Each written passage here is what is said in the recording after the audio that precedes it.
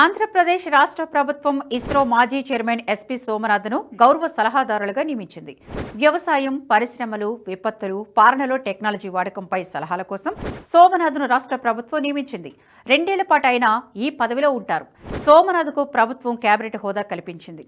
వ్యవసాయ పనులు, విపత్తుల నియంత్రణ, ప్రభుత్వ పాలన, పరిశ్రమల నిర్వహణలో స్పేస్ టెక్నాలజీ వినియోగంపై ఆయన ప్రభుత్వానికి సలహాలిస్తారు.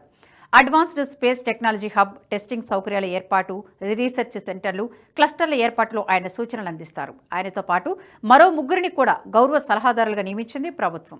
కేంద్ర రక్షణ శాఖ శాస్త్రీయ సలహాదారు జి సతీష్ రెడ్డిని AP aerospace and defence manufacturing hub గౌరవ సలహాదారుగా నియమించారు.